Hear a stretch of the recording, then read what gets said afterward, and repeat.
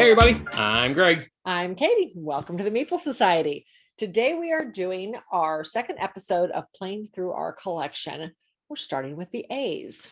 And if you missed the first one, when we did all the numbers, you can look for the link in the description below. Or I put together a playlist on our channel, so you can always check that out. All 2 episodes so far are on that playlist. Well, let's get started through the A's now. This is not going to be in alphabetical order. Not It's by a long shot. it's 12 games in the A's. Yes, We're not playing them that alphabetically. We're trying to stick at least with the beginning. However, there are certain ones that I'd like to leave in a set. Like, spoiler, next one will have the Alhambra, all of our Alhambra games in it. I wanted to keep them together. So that being said, we also had to skip a few 3-player games because we only got one chance, and we got to get people in to play a 3-player game. We have a plan for next episode, though. But I organized the stack. It's not in alphabetical order. If you watched the last video, you'll know that I'm not that good at organizing things like that. She is, but I did the stack. Okay, so the first one we're going to start with a small one and a very easy one. It is All In. All In. This is a card playing. It's like dice rolling game. Yeah, it's betting. It's got a feel of poker type. Yeah, it does, because you're betting. Each player starts with 20 coins. Yep. And they're little bitty plastic discs. I don't think they show them on the cover, and this is all you're seeing. I'm not going to open this thing. Why? Okay, this whole thing is a dice tower. Yep. And you drop cards. These are the cards you play with, and see, they're all down here. Now I'm gonna have to put them all back in. And you start with these. Not that bad. These little discs, 1s, 2s, and 5s, and you got 3 little dice. So on each turn, you put one of the 1 coins out, and then the person who's the first player on that turn, is going to decide whether. And buy the cat. Okay. Hi, Bucky. Apparently the new cat wants to be in the videos now too. Come on, why don't you come down here in my lap? This is Bucky. Hi guys, say hi to everybody. He's a temporary tenant here. Yes, I know. He's very vocal. And off he goes. Doesn't like to be held. Okay. No. Anyway, so the first player will decide whether he wants to roll 1, 2, or 3 dice. And he will announce, okay, I'm going to roll 2 dice. Now you have a hand full of cards numbered 1 through 13. Yes. And you're going to pick one of those cards as to what you think the dice is going to roll. And you're going to put that in front of you face down. That first player, if he said 2 dice, he's going to roll 2 dice through the tower. It comes out. It'll show a number. Say like he rolled a 7 with the 2 dice. Right. Now, first player starts the betting part. And he says he's going to bet 2 coins. That he's the closest without going over. Right. And then this next person can say, okay, I match your bet, or he can raise it, and it'll continue around until everybody's got their bet in, and it's back to that first player. And then you flip over your cards. The person who's closest to the number wins the pot. Without going over. Yes. If everybody does go over, the pot stays, and you. Yep. The next person goes first. Split the pot. Correct. So. As long as you didn't go over. Right. But yeah, super simple game. I found this one at Goodwill. It sits in the travel collection. Yes. I see it's staying there. It's staying there. It's really easy to learn. Super easy to take. It plays up to 4 players. Yep. Because there's only enough coins for every player to start out with 20. Because that's all you start with.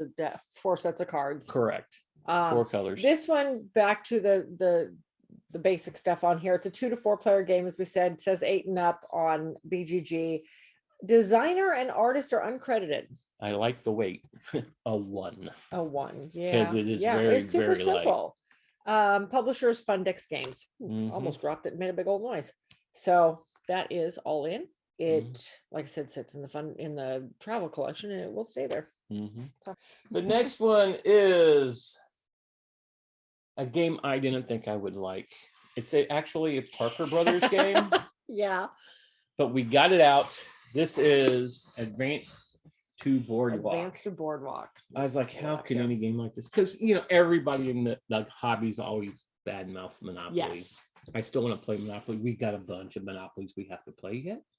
Different versions of Monopoly we still need to play with. When we get to the M's. When we get to the M's, probably in about 4 years. But hopefully not that long. Right? Yeah. But This game is kind of interesting. It kind of reminds me a little. Not exactly a lot like, but it gave me the memory of Santa Monica, where you're on a pier. Little bit. And that's what this is, the Boardwalk in New Jersey. It's a long. It's a long board. Very long board. Yeah. Long, narrow. Each property has its own little token that sits above it, telling you that you bought that one. Because you're rolling dice. Just little cardboard tokens. Yeah. Nothing major. You're rolling 2 regular 6-sided, then one that has little colored squares, an F and a W on it, and you're going to roll, say, like you rolled, like how it shows right there, a 11 with a red. So you're going to go to the red area, and you can buy $11 million worth of properties. Now, there is no money in this game. It's all based on the dice roll. So right. there is no money to spend. So if you have 11, you can buy a 5, a 4, and 1 2, or 2 5s and a 1. Right. Depending. Yeah, there's some more rules to it. Obviously, right. And then you would take the clip, if nobody's already has one, you would take that token above it, and then you would add up what you just bought, and you would move up this board. Yes. The F's were the cards, and they're all along the here. F's where you took the cards. Oh yeah, those are the like these are, what were those called? Fortune cards. Fortune cards, yes. Yeah. The fortune cards, yeah. And Like, those are different actions that can happen during. Some are like hurricanes. Good for you. Some are bad for other people. Yeah. So like this one, hurricane, remove the top unit of any hotel and return to its rightful owner. And the you can build on top. Yeah. So if, say, like Katie had a red one here and I had a yellow one on top of hers, she would still own it because she was the first one there. Right. Now, if I had 2 more of mine on top of hers, I would now get that token because Right. I would be the owner because I was the majority owner of it. Right. Yeah. So you play all the way up till somebody gets to 61, actually, correct? Yeah, you play till somebody gets to 61. The problem is you move backwards as people take your hotels back, you have to move back. or basically your score reflects all of your, if I can find it, all of your property cards. Mm-hmm. But if somebody else takes your property cards, say I had that 5 and Greg came in and put 2 more on top of it, he would now get that property card. So I would lose that one. Mm-hmm. So I would lose those 5 points on the board, and he would gain those 5 points. So the score here totally corresponds with these cards. So this has been in the travel collection for years. I bought this one. Oh gosh, I couldn't even tell you when. This is our first time actually playing the game. Yeah, this came out when? I kind of really enjoyed it. It came out 1985. Yes, 1985. 2 to 4 players, 60 minutes, 8 and up. Has a weight of 1.5 on BGG out of 5. Designed by, what does that say? Charles Phillips, and of course published by Parker Brothers. So yeah, I if somebody pulled it off the shelf and asked me to play it, I would sit down and play it with them. I think it's a lot of fun. And this is in the travel collection, and it'll stay in the travel collection. I think it attracts attention because it is obviously related to the Monopoly series. Yeah, and but it's not. It's so much different. Right. And going into like high schools and stuff, people that aren't humongous hobby gamers will notice, oh, that's probably a little bit like Monopoly. That's what looks it's like a familiar. What is it? Yeah. What is that word? It has that sense of familiarity. So, but yeah, so this one will stay in the collection and on the travel side.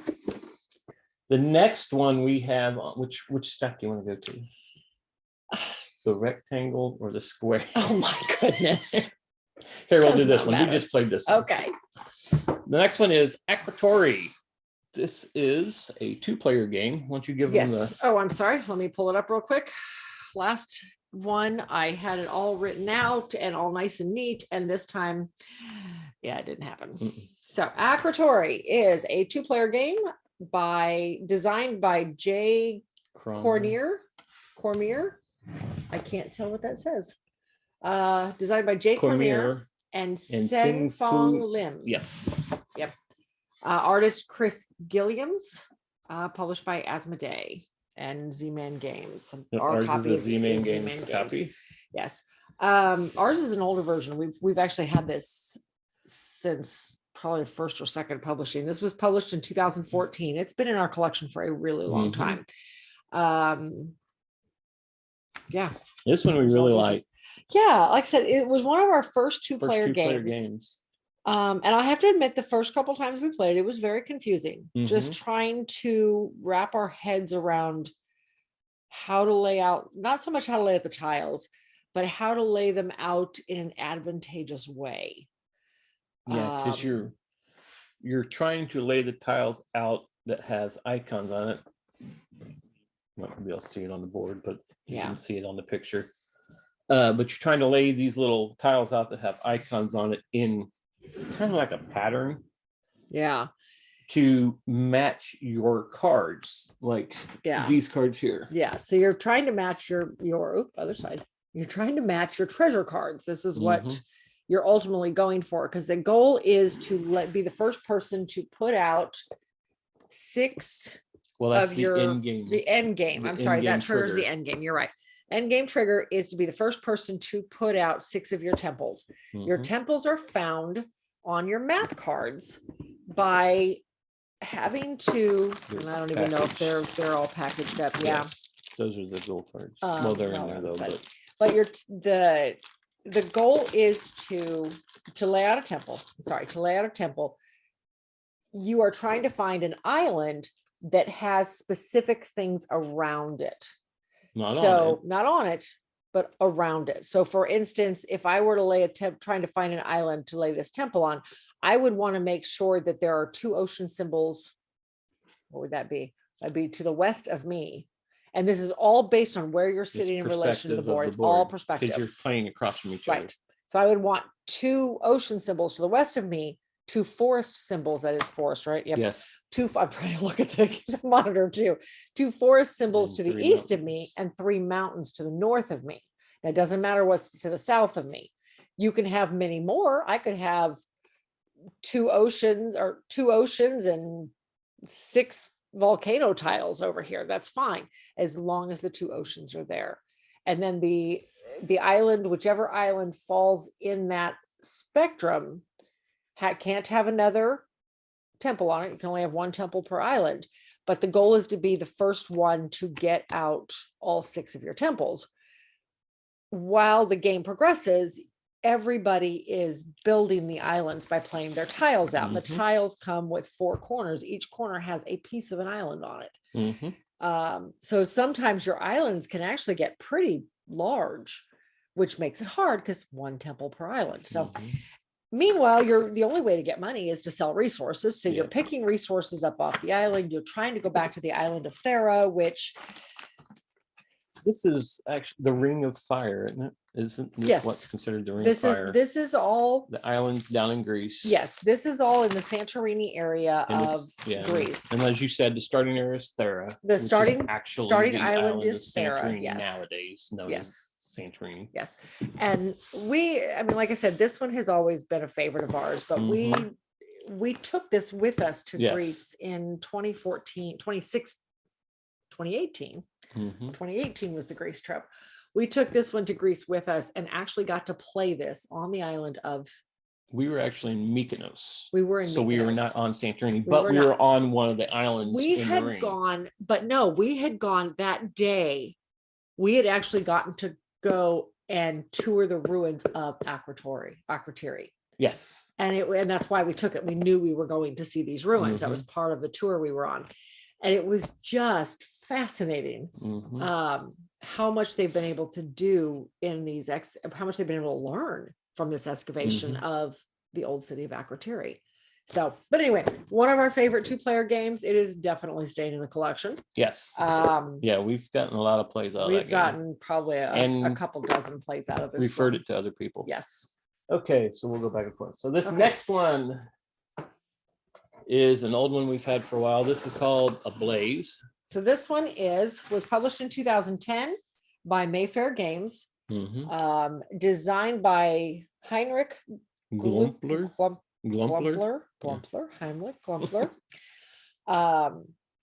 Plays 1 to 4 players, 30 minutes, 10 ages 10 and up.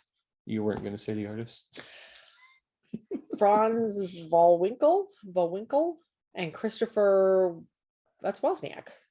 Wozniak and Walwinkel. It's German. So V's are W's and W's are V's. Okay, you're right, but okay. Anyway, Okay, so this one, we picked this up at one of probably the Saltier garage Mhm. sales years ago. It's just a little bitty tile laying game where you are putting out, you're building this forest that is technically on fire. Well, the And there's forest is already built, and it's depends actually on the burning. depends on the yeah, you're right. Depends on the mode you're using. There are a number, and this is the one plus to this Well, game. it started, and yes, you are. That's right. You are adding to the forest. Yes. I'm sorry. Depends on the setup. scenario. Yeah. There are a number of different modules in this one. I think there's 3 or 4 different modules. Some of them the board is already set. Some of them you're building as you're going. 3. We've played through all of them now. You're putting your pawns out on the tiles in the areas. in different areas in order to, it's basically area control. Yeah, either extinguish it. You're either extinguishing wildfire. it on one of them. You are wild animals trying to get off of them. You put them onto certain tiles and then you have to get back off again. Mhm. There's the volcano where you're trying to, there's a plain tile in here where you're basically extinguishing Doing certain scraping around with sections. water. Yes. So there's different modes, whatever, Mhm. of play. Very basic game. Gameplay I could see being entertaining once or twice. Mhm. I don't see it as something that will ever come off of our shelf, at least not very often. We've probably played it 2 or 3 times in the 6-7 years we've had it. Mhm. So we've decided this one's going over into the travel collection. I think it will make a great 1 or 2 plays and then move on to something new. So I think the travel collection is the perfect spot for this guy. Yep. So he's moving over. This next one is. This was published in 2010 by Fat Brain Toy Company, designed by Rebecca Blau. I think that's how you pronounce that name. And Nicholas I'm not the person to Cravotta? say these. Cravotta, yes. I'm horrible at pronunciation. Okay. This plays, oh wow, it says 2 to 20 2 to players. 20 players. Is that Really? what it says on here? 2 or more players is on the box.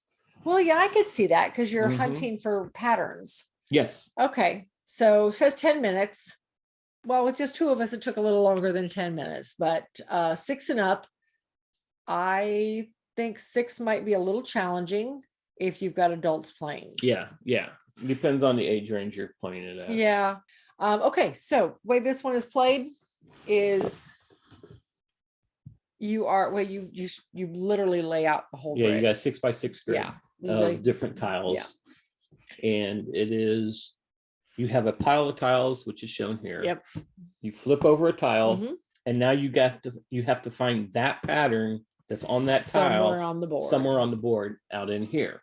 Now you can rotate one tile Mhm. 90 degrees, one direction or the other. Right. That's it. Mhm. You can't flip it all the way around. One tile 90 degrees, one direction or the other, in order to make the match work. Right. And if you find it, you get that tile. Yep, you get and the you tile. go through, basically you go through your whole stack Yep. doing that. And whoever has the most at the end of the stack wins the game. Mhm. Super simple. We actually Really had a simple. lot of Yeah, laughs we with had a lot this of- one. Now this is in the It's in the travel the collection. travel collection. This is another one that you picked up. It looks like because there's a marking there Yeah. that you picked up I at did Goodwill. Goodwill for a couple bucks. Mhm. It just looked like an interesting hobby type game for Mhm. children.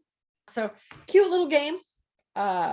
I think it'll definitely stay in the collection. I could Yeah, see that pulling collection, this yes. out Mhm. once in a blue moon to Mhm. play it with younger. This might even younger be kids. good to play at a party. Yes, I could see this played at a party, especially where there's been drinking involved. Yeah, in an adult party, it could get really good.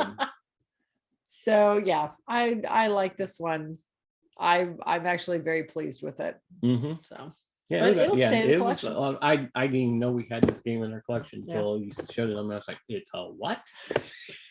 Well, it puts a whole new spin on a matching game. Yes. It really does put a new spin on it. Yeah, It because really you're thinking, makes you oh, think it's a about it. matching game. It's like for little Yeah. kids. No, you had a lot of trouble trying to find It took me a while to warm up on this and one. I won, but By not by one much. tile. Yeah, because for a while I had a stacking up, and you had like you one probably or two had over 10 there. to my 1 before we finally But she warmed caught up. on because I was like, oh, there it is. Let's wait for a little bit and let you. Whatever. So no, this will stay in the travel collection. I Mhm. think this one was a lot of fun, and I could see even teenagers having a great time with this game. So, yep, that'll stay. Okay, so that was a square box. So we go to rectangle box. This one is still in our personal collection. But we've decided we're going This to one's move probably it. move it over Yeah, it's gonna on a move over. temporary. Well, let's start with the basics. Yes. All right. So first, Age of Industry. of I guess I should Industries. probably get it pulled up here. It's a if I'm Martin gonna talk Wallace about it. game. Age of Industry, published in 2010 by Martin. Designed by Martin Wallace, published by Tree Frog Games. Artist Peter Dennis. 2 to 5 players, 120 minutes, 13 and up. It has a 3.37 weight. It has a 7.4 on BGG. And for This- being a 2010 game, that Now, I've Smart never Wallace. played any of the brass games, Mm-mm. but what I've seen of the brass games, this is a lot like the original brass. yeah. I mean, it has 2 different size boards. You're playing in Massachusetts area, New Englandish New area. English area, and then you got Europe, which is more Germany, Yeah. is what it is. But you're building buildings to actually sell the buildings at ports to get. It's a victory point based game. Yeah, it's a victory point based game for sure. you're Which playing is cards. basically all money. Yeah, you got to play cards to be able to do anything. Yes, and you you got to have have the a- matching card. You either have to have a. Hi, buddy. Yeah, I know you're bored. Sorry. You either have to have the card that matches the color of the area you're going into, because each area you can see kind of has cards. Well, okay. Let's let him pass. It's still a kitten. You got to forgive him. Yeah, he's only 18 months old. So Anyway, anyway. so you're playing colored cards to the area because each area has a color code for it. Or you're playing a card for that specific area thing that you're That going to specific build building, in yes. any area. Yes. So if you're going to build, if you have a card that has a coal mine on it, you can build where the coal mines are actually listed. Correct. Yes. And that's the only way where you can play the coal mines. Yes. And then you have also areas where you can play the iron Ports. mills. The iron mills can go anywhere. It's coal mines, ports, and ships. Ships, if you're playing Can with only the go in American, specific locations. with the New England area. Correct. That's the one that has the ships. Yes, the the other Germany side does one not. does not have Correct. ships. Don't get me wrong, I really liked it. Yeah. We've only played it a couple times since we've had it, and we've had it since probably at least 2018. Mhm. I don't see it as being something that will come off the shelf very often for us. Yeah, It's it's not a really pretty looking. It's not a pretty game. the It art is a very not fantastic. fiddly game. The art on the cards is good on the picture cards. Yeah, that's fine. But the rest of the art is Well, it's very pretty basic. bland. Yeah, but to me, it was very fiddly, Mm-hmm. but still very engaging, if that makes any sense. So I did definitely like it. I Mhm. don't want to get rid of it altogether, but at the same time, I know it will It'll just sit. very rarely And ever like I come said, off the we've shelf. had this for If we had not been playing through our A's, it probably would have sat on the shelf for another 2 or 3 years before we and pulled it we've off. played this how many times? 3 Age times? of Maybe 4 Industries has times? been played since I began tracking 3 times. 3 times, and we got this one. This is one This I is an do not early game know we had where it we to the picked it up. collection, So so- it's probably 17 or 18. So We've played it 3 yeah. times. Yeah, so this is going into the Yeah. travel collection On on a limited basis, I guess. I don't see this coming out in like high school No. function contests, No. functions. I see this more as if we go to the functions where there's gamers church actually gonna be function, there something where that will that actually are really attract looking in gamers. for older players and are really into something like this. So this is going to be one of those that's going to be on a hiatus, Yeah, depending so on we'll what kind of yeah. events we can get ourselves. And we'll take it lined to up for events, next track year. it, see where it's at, and it could go to the sale pile. Yeah, very possibly, unfortunately, but yeah. Okay. Next one is one we just played like a few hours ago. This is Aggravation. And to tell you the Aggravation. truth, I had, even as a kid, I had never played Aggravation at all. For those of you who've never played Aggravation, if you've played the game Sorry, it's pretty It's much the very same similar game. to Sorry. Why is this not playing? Because you're moving marbles out, you got a home base or a starting area where you're taking your marbles out and you're moving around by a dice roll instead of the little popper, and people Yeah. can take land on your marble and send it back to the home base. And I think it's very similar to the mechanics of Sorry. And honestly, and again, I couldn't even tell you the last time I played Parcheesi, but it seems very similar to the rules I of have never played too. Parcheesi, but I will, because We'll we get have that to it. game in the collection. We will get to it. So I haven't played Sorry in God since I was probably 10. But anyway, this one is Aggrevation was first published in 1962. This is not a 1962 version. No. This one, I don't even know if it tells me. I don't know. You keep talking, I will look. Originally published in 1962, plays 2 to 2009. 6 players. This one was 2009. This was actually multilingual, and I think that's what attracted me to it, because it's got 3 different languages on the board, which I think was pretty cool. And all over the box and the rules and the whole work. So plays in about 45 minutes. Probably took us about half an hour with the 2 of us. Ages 6 and up. Yeah, pretty easy. Published by Hasbro. Parker Brothers is the big one here in the States. It lists the designer as Harry First, does not credit an artist. Harry That's W. probably First. okay. Harry. But so it'll stay in the collection. Next, a game from our personal collection. This is Aeroplanes, Aviation Ascendant. This is another Martin Wallace game by Mayfair Games. 2012. Right. Yes, this one was published in 2012. Again, like I said, Martin Wallace by Mayfair Games, 3 to 5 players, 120 minutes, 14 and up. We found a 2-player variant, and that's what we used in order to play this is to get it played. Yeah, this is a 3+. Matter of fact, we've only ever played it with a 2-player variant. We've only played this twice now in the time we've had it, and we've had it since 2018, I think. This is another one that has very bland artwork. This is it almost there's so many chits in this game, tokens and everything in this game. It almost looks like a GMT game. It is.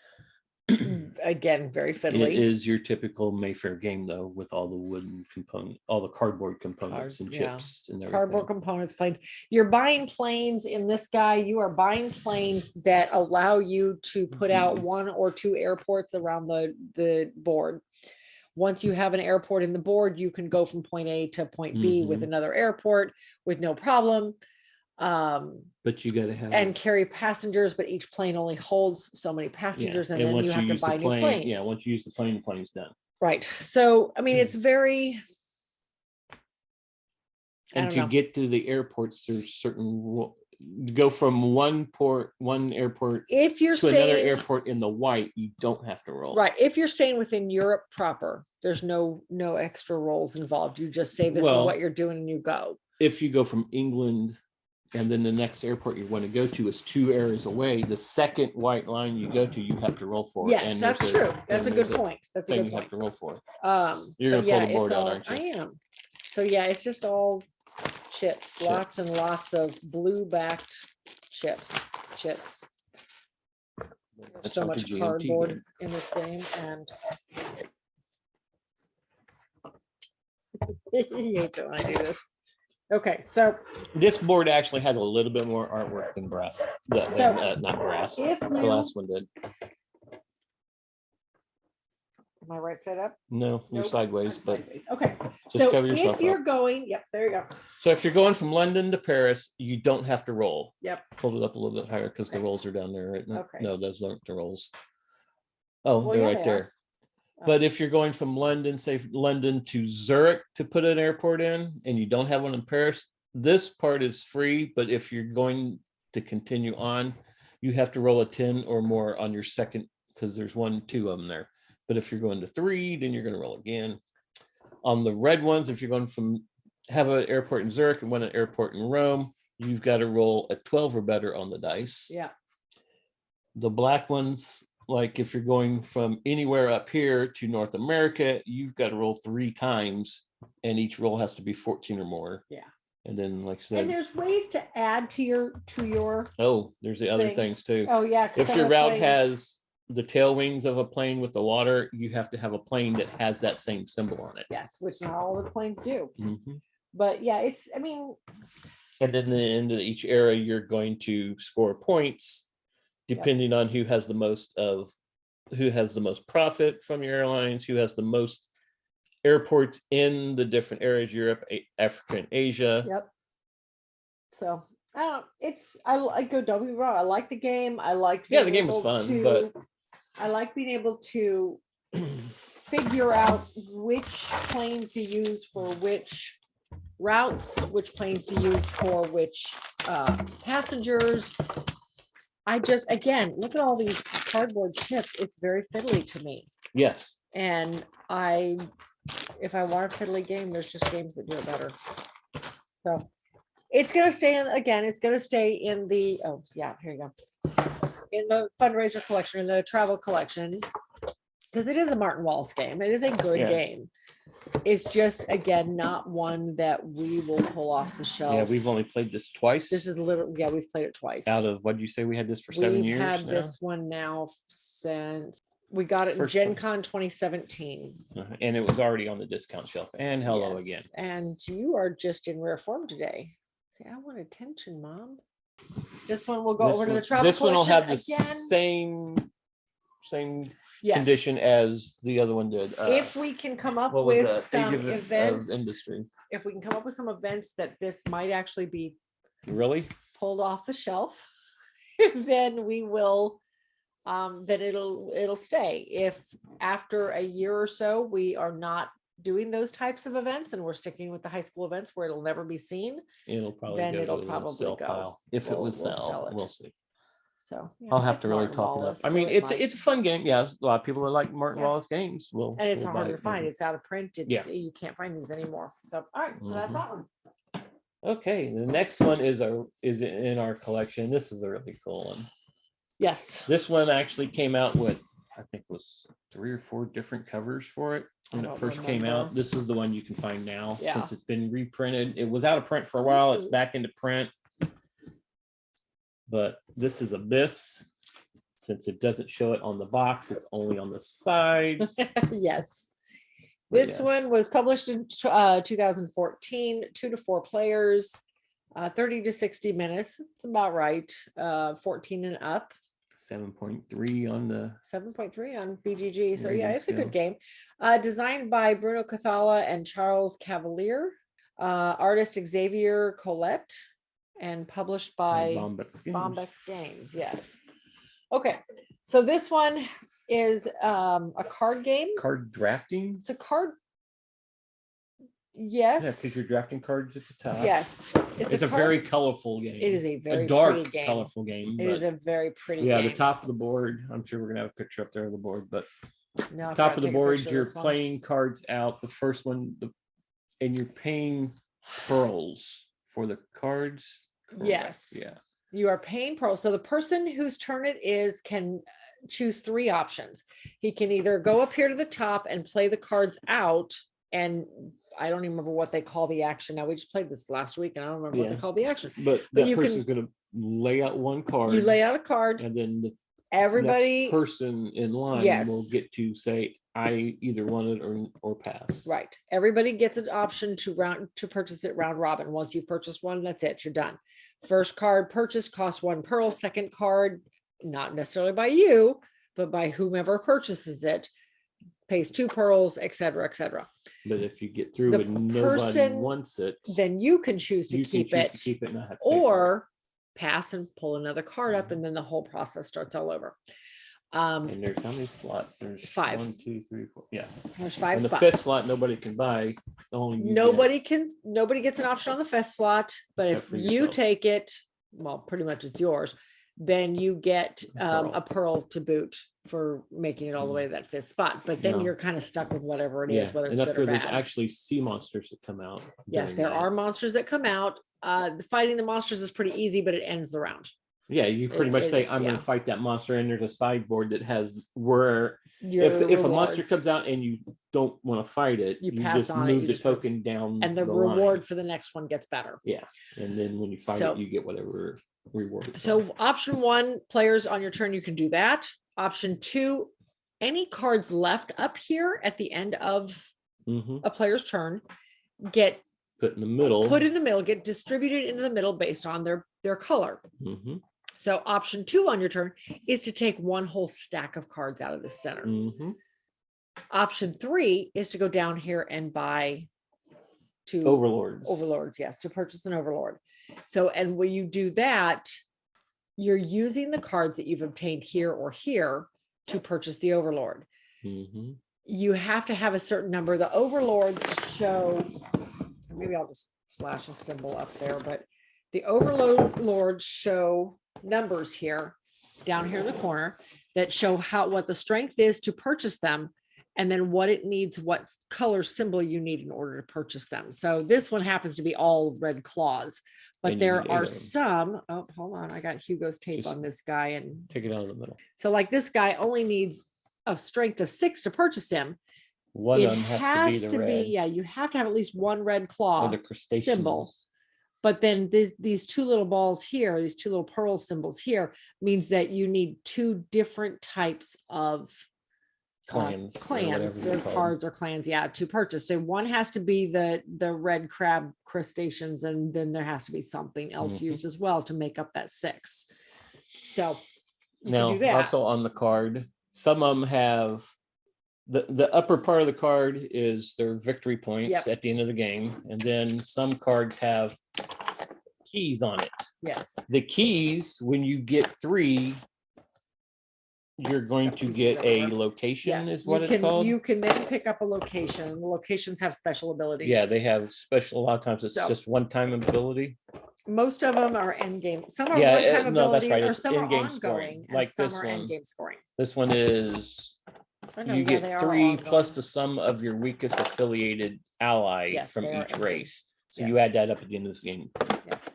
I mean, obviously there's a lot more to it, but that's the basics of it.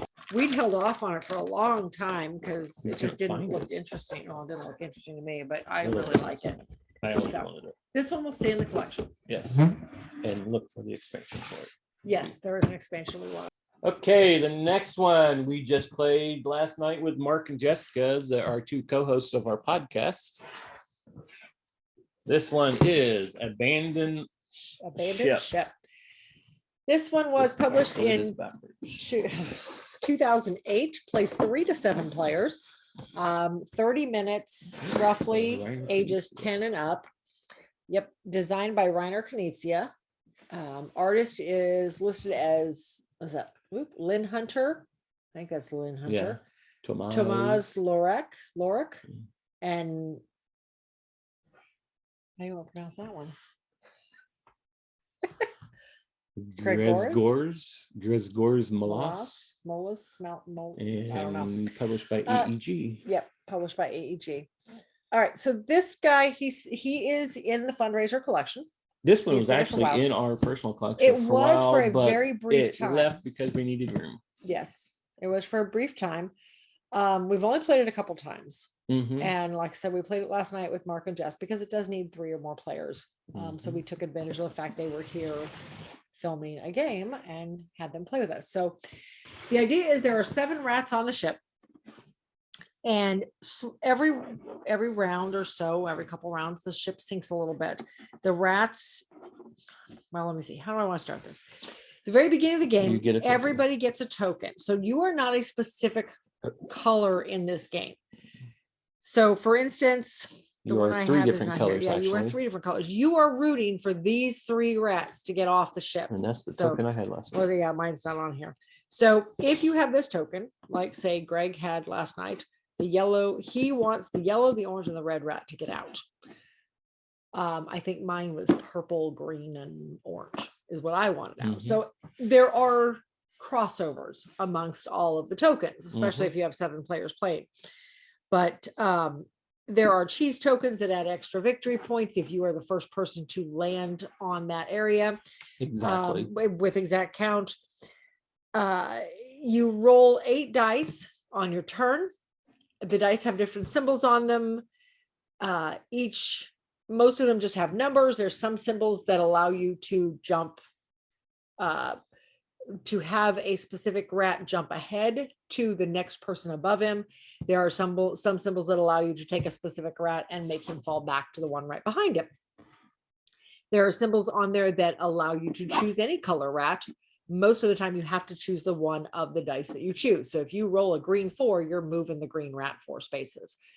or somebody else, a different dice. Mhm. So, and then as you're using the dice, if you use that green 4 to move the green rat, then the green dice comes out of the game. Or not out of the game, let me rephrase that. It comes out of the round until you're down to 1 dice left. And then you pull a token that states, you pull one of these tokens that states how quickly the ship sinks, how far the ship sinks. Mhm. And then the ship sinks a little bit. And this one, gosh, I almost feel like we have to show the board on this guy, although he takes up a lot of space. This is a neat board. So the board sets in. The rats are these, well, he's putting the board together. The rats are these big, chunky wooden rats. So they're great, easy to grab. Nice, colorful dice. Big, thick tokens. We can't fit the We whole can't even board fit on the there. whole board on the There we screen go. here. There we go. So it goes this way. There we go. So as you run out of dice, and the whole thing fits into this slot, which you can't see. So when you're down to 1 dice left, then you turn pull over one one of of those these tokens. tokens. Yep, you turn over one of the ship tokens. And it'll tell to you how reveal many, the number. and however many go, you And then just you kind just of pull move it them down that many. Now the trick is You don't want your rat to. you need a long table for this one. Yes. But the rat that is the lowest to the bottom, Well, no, if he or not he the was one- on the okay, 5 and you had 5, you pulled the tile that said 5 Yep. and it went underwater, he's out of the game. he's out of the game. That rat and his die are out of the game. Mhm. So now you're down to only 7 dice left that you're rolling each round before one of these tiles is flipped and it sinks some more. So we didn't actually lose any rats last night. I was surprised. No, and this is when you don't want to be the first Yes. to have your first rat up here because you Yes. get no points for it. The first rat out goes Gets up no here, points. gets no points whatsoever. The second rat out Gets 5 points. gains then 5 it's 3, points for then it's everybody 2. who's rooting for him, and then 3 and 2. So it's, I don't know, I really like this game. It is a cute game. Is it something that will come off our shelf very often? Heck no. But I could see teenagers having a great time with this one in the collection if we take it to events and show that to them. Because who doesn't want to save rats from the sinking ship, right? Even being a Euro player and everything, it was fun. It was a fun game. And with 4 people, it was really fun. Yes, we had a great time with it. And I think the first time I played this, I played it with a group of teenagers at the high school, and they all had a great time with it. And I think Mark even said that it was actually fun last night. And you know how he feels about and he doesn't like, well, it's just rats. It's not bunnies and cats. I think it's mostly cats. Anyway, that is Abandoned Ship. It is in the fundraiser collection and it will stay there. Okay, down to 2 left. This next one is one that's been in our collection. This is one that I sought out after. This is Airlines Europe by Alan Moon, which is the maker of Ticket to Ride. Yep, published in 2011, 2 to 5 players, 75 minutes, ages 10 and up. This again, like you said, designed by Alan Moon. Publisher says, and our version is Rio Grande Games. So yeah, this other one must be Abacus Spiel. Oh, Abacus Spiel. Okay, duh. As soon as you said it, I recognized it over in Europe. So this is a re-implement of Union Pacific, the train game. Yes. It plays the same except you're getting with airplanes. Yeah. So basically, this is another one. You're not a specific airline. Nope. It's all buying, stock market. You're buying stock in certain things as one of your turns. You're actually building routes with the different color airplanes to make them worth more on the stock. So you're moving up a track. There's a little counter track around where it moves up depending on how many planes it has. And the track, the stock of the plane goes up depending on where you build it. So there's little dots. If we'll put a picture up, but there's little dots between the routes and the numbers, and you always place it on the lowest number. So if you put it through this one, there's a 3 and a 4 there. But whatever plane you place there, that stock of that plane goes up by that much. Right. At the end of the game, you're betting on getting stock that you have the majority of up as high as you can to get the points. Now you are buying routes with the cards. No, with the money you get. You draw a card if you lay down airline. If you lay down planes, you draw a card. No matter how many planes you lay down, you can play 1 or 2. You lay down, you pick up 1 card. The alternative was to You could trade in. You could trade in one. You could trade in unused stock to get the abacus stock, which was worth a lot at the end of the yes, or you could lay down stock, one of two different colors, or everything you had of one color, as many as you wanted to of one color. Now you won this game last time, correct? I think this is the one that I had the lead through the most of it. You have your paper right there. Oh, I do. Airplanes Europe. Yes, you have the sticky note on there. But this is the game you don't know. You don't really know who's going to win until the end of the game, because you don't actually have a pawn out there keeping track of your points. No, you're going by where everything's at. It's all based on money. And it's like who has the most stock in the highest ones. And it's fun. Yeah, it's okay. I want to keep it in there. If it stays, I have to say let's play it. It's not something I will pull off the shelf. I know a lot of people look for this game. This is no longer in print. I don't know if it's coming back in print anytime soon. It's pretty light compared to a lot of the games we play, but it still stay. I really like it. I actually was always looking for it. And this is the game I actually thought I had bought when we bought the other Airlines game. I thought it was this one and then realized, oops, it's not. Nope. But we finally found it. We got it. I think we got this used. I don't believe we bought this still in shrink wrap. You have this. Yeah, we bought it at we bought it at the consignment shop at Gen Con. Yeah, there we go. Oh yeah, that's right. Okay. So, but yeah, it's really fun to play. Yep. So it stays in a collection. Yes. The last one is Adventureland. This is a Haba game, and it's a Wolfgang Krummer and a Michael Kiesling game. This one was published in 2015, 2 to 4 players, 45 minutes to ages 10 and up. Designed by, well, like you said, Michael Kiesling and Wolfgang Kramer. Published by Haba. Franz Wollwinkel. That's the same. That's the same one we saw earlier. Okay. And it's actually published by Haba Games, which is a kids game thing. This was one of the line that they were originally going for a more advanced game. Yeah, there was like 3 of them, I think. But this one it's a card-driven player worker movement. Yeah, you start out with 8 to 10 workers, depending on the number of players, and they are all spaced around the edges of the board, up in one corner. And your players, your pieces, each round you pull 2 cards, and that seeds the board with swords or herbs or monsters or gold or followers. So it seeds the board with one of 5 things, and depending on the terrain you're putting it in will tell you what it is, because everything can only go in certain types of terrain. So every turn you're seeding the board with 2 cards and putting out these pieces. With the end game being when certain components run out. So you may not get through the whole deck, so you can't count on that, but you can see when you're going to run out of components. So every turn you're doing that, and then you have 2 moves essentially. You can move 1 pawn twice or 2 pawns once. Your pawns can move down or over to the right. Yes.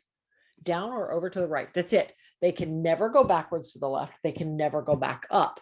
So if you like I took my 1 pawn and moved him down to the 5th row. Well, now something shows up 1 row above me. I can't go back. I have to use a different pawn to get him now. So I can't go back up. Or I come through and swoop in. Or you swoop in and take it from me. Right. That's usually the way it works. So it's interesting. So it's kind of like you have to plan your movements just right, because things might pop out on the board after you've passed the area, but you've got other people that could potentially get it. However, depending on the rules of the scenario you're playing, like the one we played, everybody had to be in a city. Any of your 10 pawns, or 8 if you're playing more than 2 player, if they're not in a city, then you get negative points for that at the end of the game. And it's however many pawns were not in a city times multiply the number of monsters still left on the board. Yeah. So you So can, it was interesting. I really like it for what it is. It's a great little game. And we actually played this today, yeah, we just played this before we this started morning. shooting this video. Yeah. And you actually, I got all my pawns, I got all my you got all people your in pawns the in. cities, and you had 2 left out. Three. I Three had left three left out. out with 2 monsters still on the board. So you lost. But I won because I had gold. But Yeah. So we tied, but yeah. The art is gorgeous. It's a beautiful game. Well, how this artwork's really good. Anyway. Yeah, so it's a beautiful game. Everything is laid out in a grid. But like I said, the trick to this is the fact you can only move over and down. So ultimately, everything ends up down in this far corner, and you start up here. So it's interesting. And you can't go angle. It's always a straight you got line. a straight line. So I could go, like, say I wanted something, I could take this guy and move over and then down, or I can move this guy over and this guy down. And you can move as far as you wanted with one pawn. Yeah. So I can in move one clear direction over if I wanted to. And then if all that wasn't enough, there's this silly little river fairy sprite thing river sprite that hops around every time that you pull a gold. He hops to the where new gold was found. And if he crosses over you, you're out. He takes out that pawn. So you lose that player. So it's just, I really like it. It's super simple, but it's fun. So this one will stay in our collection. We actually had a long conversation on this one. I don't know how often it will come off of our shelf. Yeah.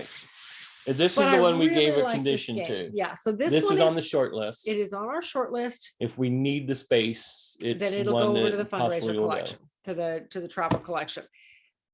It will definitely stay there. It's just too good of a game not and I think this is a perfect type of game for that collection, but in the meantime it'll stay here until we need the space. So yeah, and I think this was very early in our collection. Yeah, well, I was going to say this was in a lot of top 100 of all time different lists. I've seen this on that list a lot, and I can see it even on Tom Vassal's. It's very high on his list. I can see why. This is a great little game. It's kid friendly. Yeah, it is, because there is a family mode you can play with it too, to make it a little easier for children. Yeah, I mean it's 10 and up. Yeah, so yeah, but yeah, definitely like this one. But it will, even though it remains on our short list, it will definitely stay in the house. It will definitely stay in one collection or the other. So, all right, so that is Adventureland. And that is it for this section of the A's. There's still a few more sessions to go. This was a total of 12 A's. We have a total between the two collections of 58 A's. So we're going to try to stick to 11 or 12 each and try to get this down to 5 A videos, spread out a couple weeks apart each. We'll see how that works. Especially since we have a big trip coming up starting Friday. Yes, we have a big trip coming up starting Friday, so that'll be fun. We're going to take some of our 3-player games with us and see if we can't get some of my family to play with us and get those knocked out. 3-player A games. Yes. So if you like this type of video, if you like seeing us. Okay, so if we ramble on a little too much, please let us know. We'll try to shorten that down some, because we tend to ramble a lot more than we should right now. So, and if you like the video and like seeing us and like seeing the games we have in our collection, go ahead and hit that like button and the subscribe button. If you want to see more of our content when it comes out, hit the bell and we'll notify you when we release, when Katie gets done with videos, in other words. When she finishes the editing on it, because she does the editing on the videos. I'm trying to get in there, but she won't let me. But whatever. But anyway, but until then, hopefully we'll see you in a couple weeks.